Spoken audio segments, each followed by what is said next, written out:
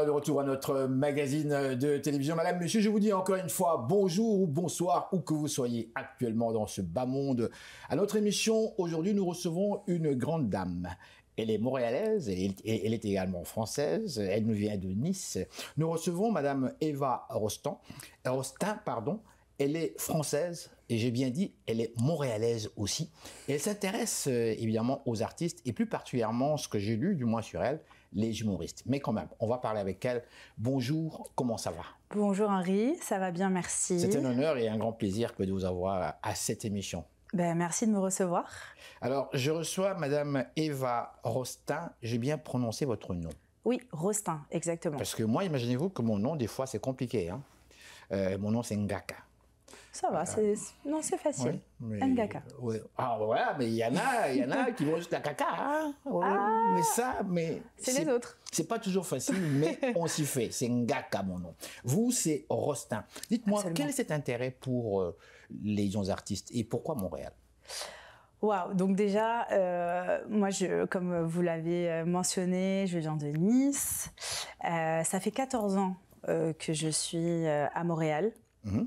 Et le fait que je suis beaucoup sortie pendant mes 14 ans, j'ai rencontré beaucoup de personnes qui m'ont emmenée en fait à des expériences, des opportunités. Et ça a commencé dans la musique. Mmh. Après ça, ça a commencé dans l'humour. Et de là, j'ai voulu créer en fait mon agence de production de spectacles, oui. Donc dans l'humour et la musique. Qui est donc One Production, c'est bien ça? As One Production. As One Production. Exactement. Pourquoi As One Production? Y a-t-il un sens quelque part? Oui, absolument. Oui. Ben, en fait, je me suis référée à un jeu de cartes. C'est-à-dire que le As, c'est le numéro 1 dans le jeu. Et le One, c'est aussi le numéro 1. Donc, je voulais vraiment essayer voilà, de me référer par rapport à ça. Et le nom de mon comedy show s'appelle le Joker. Mm-hmm. Et le Joker, c'est la carte aussi, justement, du jeu. Pour tout ce qui touche au rire. Donc, voilà. On a remarqué que Montréal attire de nombreux artistes venant d'un peu partout. Est-ce que venir à Montréal, est-ce que ça a été un choix, comment dirais-je, pensé, réfléchi, ou est-ce que vous voulez aller vers une certaine découverte, comme le font beaucoup de jeunes, aller découvrir le monde, tout simplement découvrir l'Amérique? Alors, je suis arrivée à Montréal, je veux dire, comme un hasard. Mais c'est surtout que j'avais besoin en fait d'un nouveau souffle. C'est pour ça que j'ai quitté la France. Mmh. J'ai une opportunité en fait de travailler ici. Je devais rester 1 an. Et en fait, à la fin du compte, ça fait 14 ans que je suis là. Donc, rien n'était choisi. Ouais. J'ai pas vu le temps passer. Et puis, c'est ça.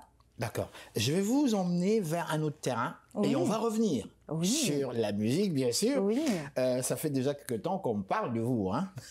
Ça fait déjà quelque temps qu'on me parle de vous. Mais comme on a la chance d'avoir une Française avec nous, oui. Évidemment, il se passe plein de choses dans l'actualité. Alors, je vais devoir sortir un petit peu et revenir, évidemment, sur notre sujet. L'actualité, évidemment, vous suivez comme moi. Tout le monde, on était inquiets. On suivait tout ce qui se passe en France. Personnellement, j'ai très mal dormi parce qu'on voulait savoir ce qui se passait. Est-ce que ça va changer? Est-ce qui va arriver? Je parle ici des dernières élections législatives françaises. Mm-hmm. Quel est votre commentaire sur ça, en tant que Française? Êtes-vous allée voter? Je suis allée voter, bien sûr.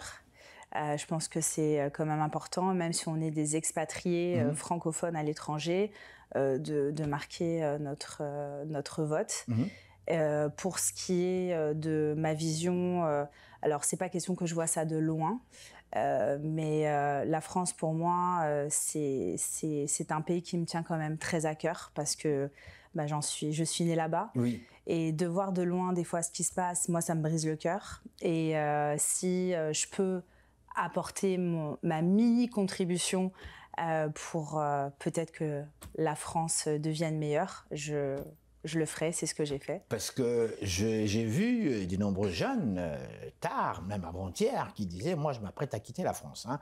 Moi, je m'apprête à partir, je quitte. Et là, je pense que tout est revenu. Il y a aussi... Alors, vous parlez des jeunes. Oui. Donc, du coup, en fait, les jeunes aujourd'hui aussi quittent la France parce qu'il n'y a plus autant d'opportunités. Il n'y a pas réellement eu non plus d'opportunités, en fait, d'ouverture de travail aussi pour eux. Moi, j'ai rencontré beaucoup de jeunes ici qui, justement, avaient de la vision, avaient des envies, une détermination. Et c'est vrai qu'en France, on ne leur donne pas, en fait, ce cadeau-là. Et c'est pour ça aussi qu'aujourd'hui, beaucoup de personnes partent. Et c'est triste de se dire qu'on doit quitter, en fait, notre cocon, notre famille, nos amis, pour partir en fait à l'étranger et se retrouver à nous-mêmes. Et moi, c'est ce que j'ai vécu en fait quand je suis partie. C'est que je me suis retrouvée en fait ici dans un endroit que je ne connaissais pas, un pays. J'ai appris à savoir qui j'étais, j'ai appris à savoir ce que je voulais. Et c'est toute une expérience quand même. Hein. C'est une expérience qui en fait n'a pas de temps. Et je sais qu'il y a beaucoup de personnes en fait qui m'ont dit: Eva, tu as commencé à apprendre, à faire en fait ton travail plus tardivement. Et parce que c'est vrai que quand moi je suis arrivée ici, j'étais, disons, comme un petit oiseau dans le nid. Et j'ai appris tranquillement en fait à ouvrir mes ailes et après à voler de mes propres ailes. Et tout ça, ça prend du temps. Et il y a beaucoup de personnes en fait qui se comparent aux autres en disant... comme moi, à un moment donné, je me suis comparée aux autres et je me suis dit, mais pourquoi en fait, il y a des personnes qui réussissent de suite et il y en a qui prennent des années. Mais en fait, à la fin du compte, il n'y a pas d'âge pour réussir, il n'y a pas d'âge pour expérimenter, il n'y a pas d'âge pour vivre les choses. Et là, je le dis vraiment, s'il y a des jeunes ou des personnes qui ont des envies et des visions, je dis, faites-le. Même à 60 ans, vous pouvez faire des choses magnifiques. Donc, il n'y a pas d'âge. Merci pour eux de vous entendre dire ça. Maintenant, on va revenir un petit peu à notre musique comme telle. Qu'est-ce qui vous attire là-dedans? Quels sont les styles que vous produisez? Des jeunes qui nous suivent maintenant, qui sont gaga devant votre personnalité et qui se demandent, cette dame, c'est une productrice.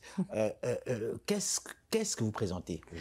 Donc en fait, déjà pour résumer le tout, j'ai pas choisi d'être dans cette industrie, c'est une industrie qui est venue à moi.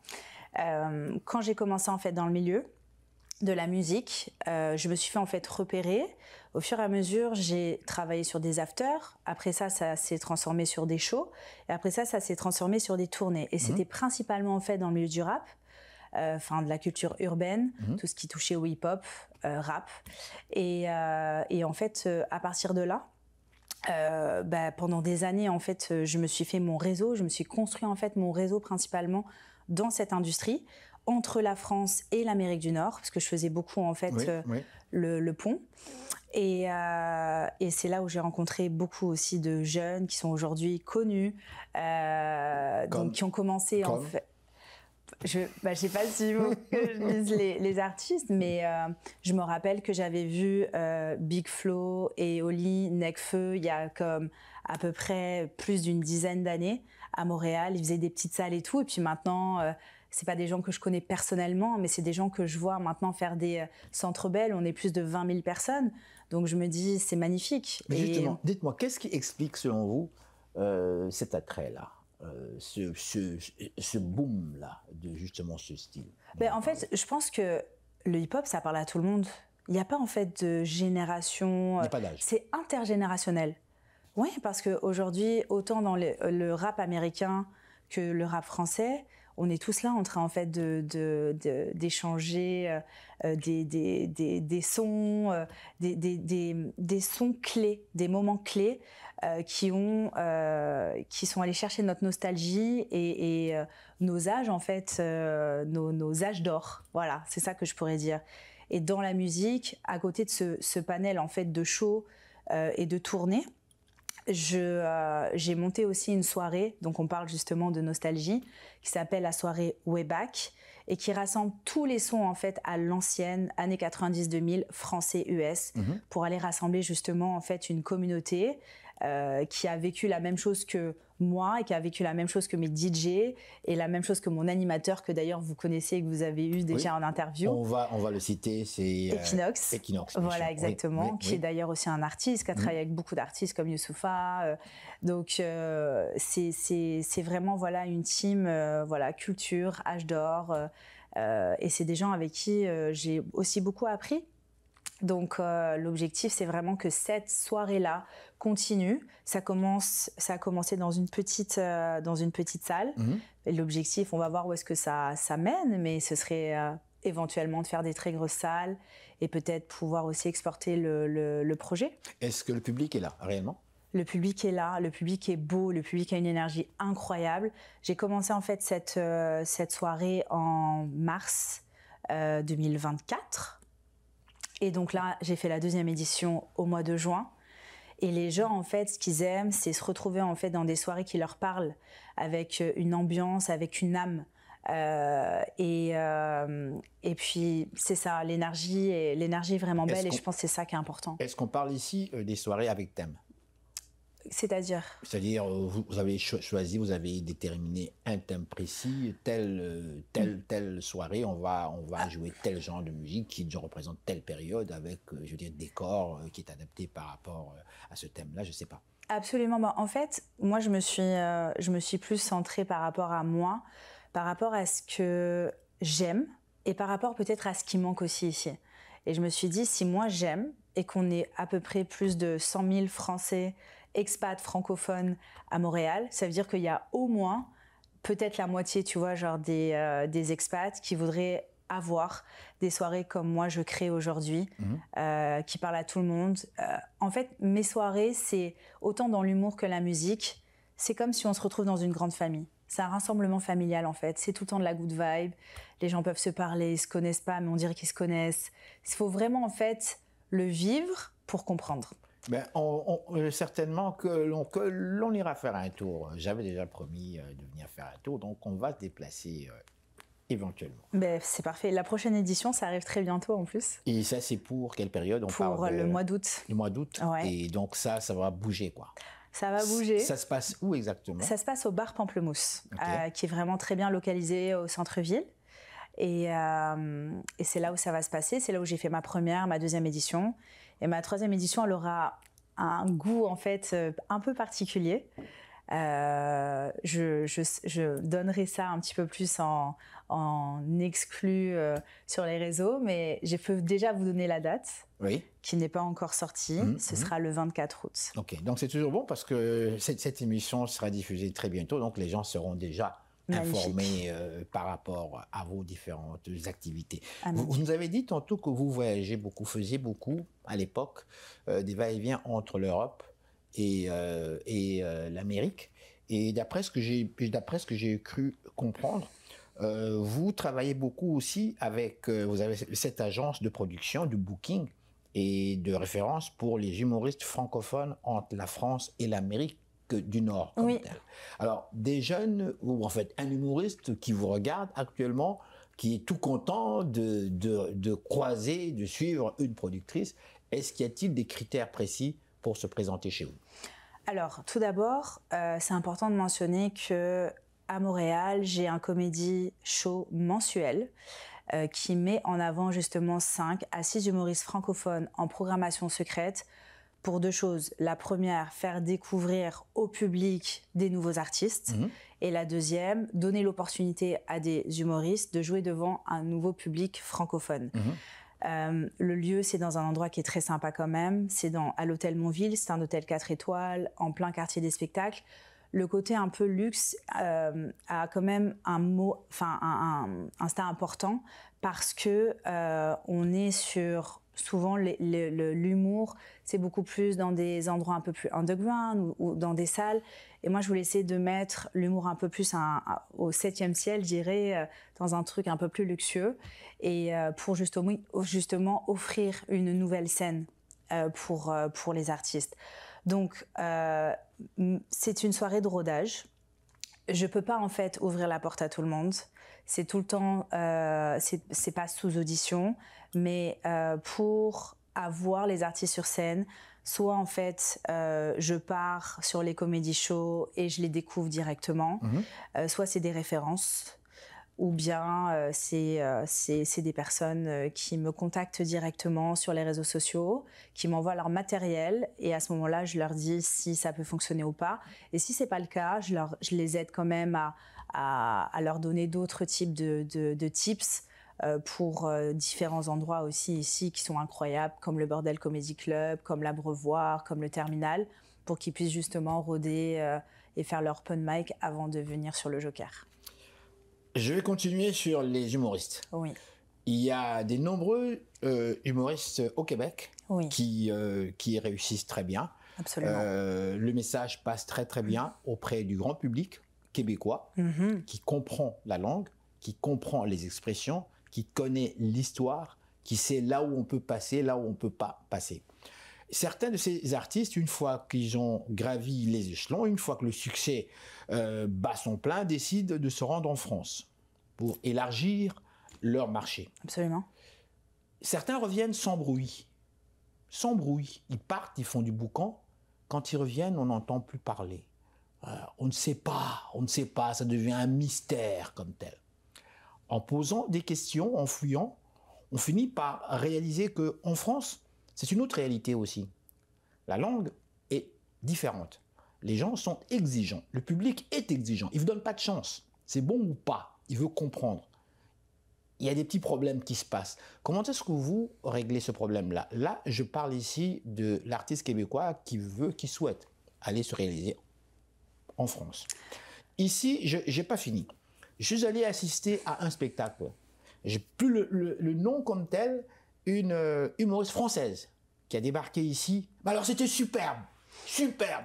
Mais elle parlait tellement vite, je me suis dit, mais est-ce qu'elle se croit en France ou quoi? Comment les gens font pour la suivre? Et on rigolait quand même, c'était marrant, c'était superbe. Mais elle parlait tellement vite, je me suis dit, mais est-ce qu'elle réalise que les gens n'ont pas toujours la facilité de saisir? Bon, je m'arrête là. Comment est-ce que vous, en tant que productrice, vivez-vous ce problème-là? Alors déjà, le Joker, ce qui est magnifique, c'est que j'ai une communauté, on parle du public, j'ai des clients qui sont pratiquement français. Donc ça veut dire que ce qui se passe, c'est que le plateau du Joker, c'est un test justement pour la France. Je m'explique. Quand les artistes québécois viennent sur scène, moi j'ai un public de connaisseurs, j'ai pas un public d'amateurs.